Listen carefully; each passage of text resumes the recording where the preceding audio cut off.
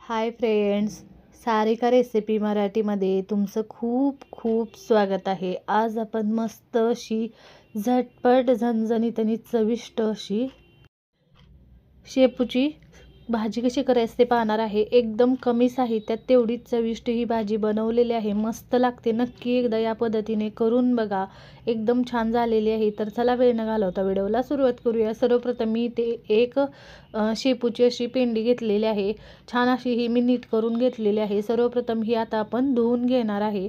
सर्वप्रथम धुवून घ्यायची आणि नंतर कट करायची। इथे बघू शकता ही स्वच्छ मी 2 ते 3 वेळा धुवून घेतलेली आहे। आता पाणी नितळत ठेवायचं। याच्यातलं पाणी नितळतंय तर आपण दुसरीकडे इथे बघू शकता कढई गरम करायला ठेवलेली आहे, त्यामध्ये शेंगदाणे आपण भाजून घेणार आहे। इथे बघू शकताय खमंग खरपूस असे शेंगदाणे भाजून घ्यायचे।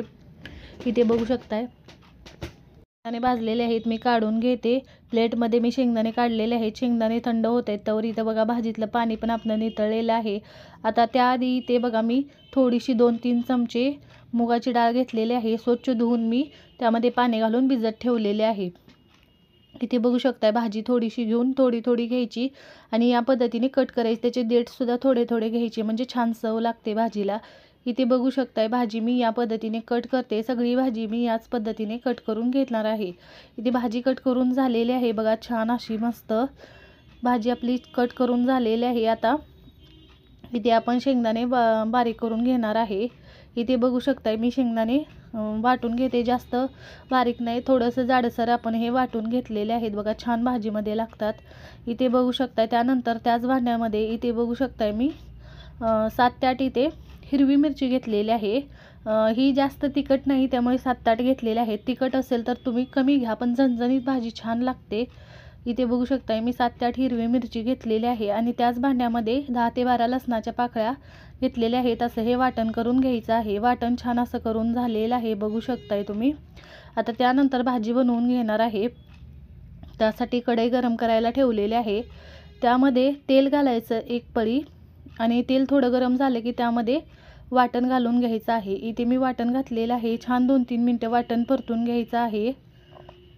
बघू शकताय छान असं 2-3 मिनटं मी चांगलं वाटण परतून घेतलेलं आहे बघा, या पद्धतीने खाली लागू शकतं त्यामुळे पटकन याच्यामध्ये आता भाजी घालून घ्यायची। इथे बघू शकताय सगळी भाजी घालून घेते आणि खालीवर करत आपल्याला पटकनही परतून घ्यायची आहे। बिना झाकण ठेवता 2 ते 3 मिनटं अशी खालीवर करत परतून घ्यायची, म्हणजे सगळीकडून भाजी छान परतली जाते। छान अशी परतते बघा, 2-3 मिनटानंतर भाजी छान परतलेली आहे। कलर बघू शकताय तुम्ही आणि थोडीशी परतली की त्याला बघा पाणी सुटायला लागलेलं आहे आणि ही छान असं कलर पण चेंज होतो याचा आणि छान परतली जाते बघा। या पद्धतीने 2-3 मिनटं परतून घेतलेले आहे, कमी झालेले आहे बघू शकताय तुम्ही। आता आपलं डाळ पण चांगली 10 मिनटं भिजलेली आहे।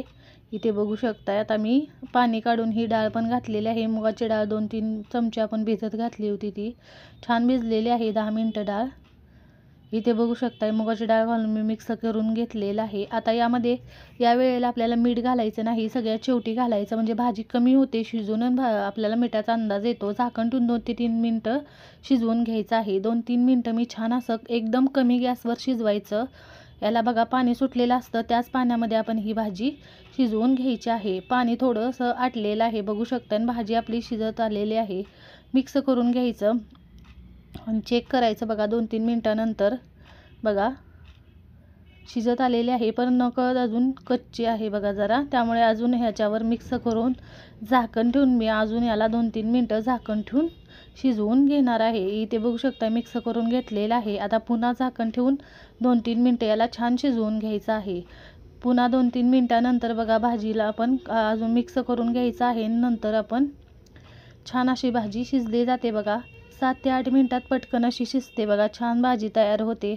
इथे बघू शकता या पद्धतीने मी मिक्स करून घेतलेले आहे। आता यावेळेस मी मीठ घालून घेते यामध्ये।